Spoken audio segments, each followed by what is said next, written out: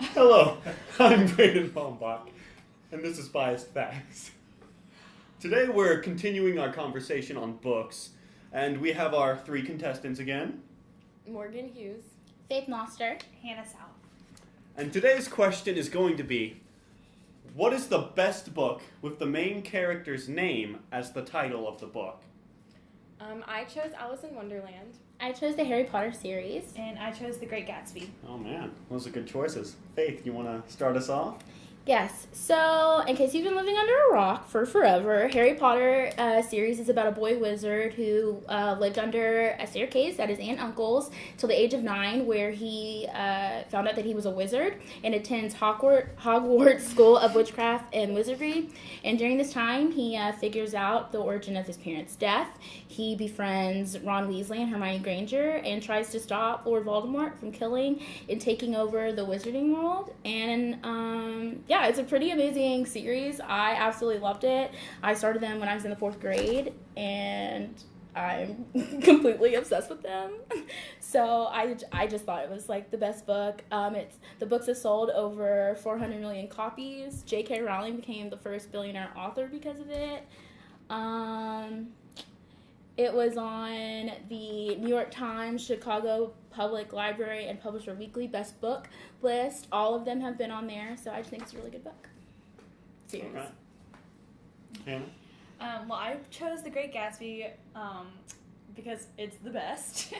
And I feel like, so it's set in the 20s, and everyone during that time just partied. Like, no matter what, like, they were just partying. But during the book, like, Jay Gatsby, like, he parties and throws these, over-the-top parties and has all these people over, and no one even knows who he is. But he doesn't throw the parties just to have the company and the people. He throws them, in hopes of meeting Daisy. And, like, throughout the whole book, like, reading it, and if you've seen the movie, like, even watching the movie, you just, like, you watch him and you read about him, and you can just feel his love for her, and it's just really sweet, and it's, I don't know, like, it got me really involved in reading it, and I was just really excited, and it's just a great book.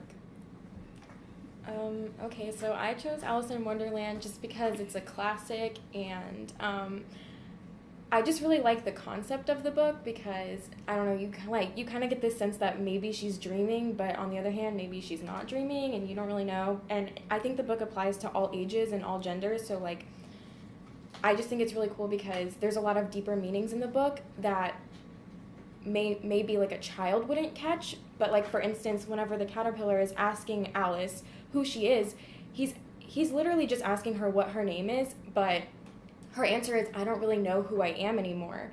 And I just think it's really deep because there's a lot of little things like that, and it's kind of about, like, finding your way back home whenever you're, like, she was bored with her original, like, where she was, and she was always trying to have, like, an adventure, and then once she was in one, she just kind of wanted to find her way back to the people she loved and, like, all of that. So I just think it's a really good family book, and yeah.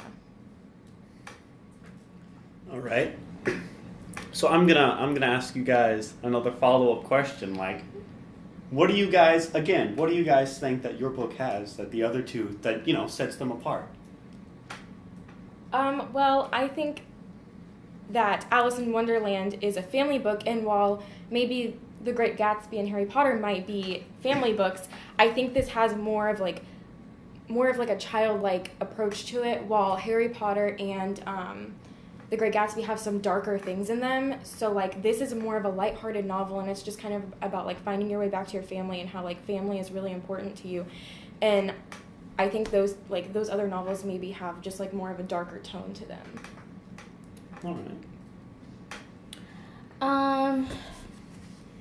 I think one of the things that I love about Harry Potter is that everyone kind of not wrote it off, but it's one of those things where people are like, oh, it's a book about a boy who's a wizard in his wizarding life, and that's amazing, and it's a fun book.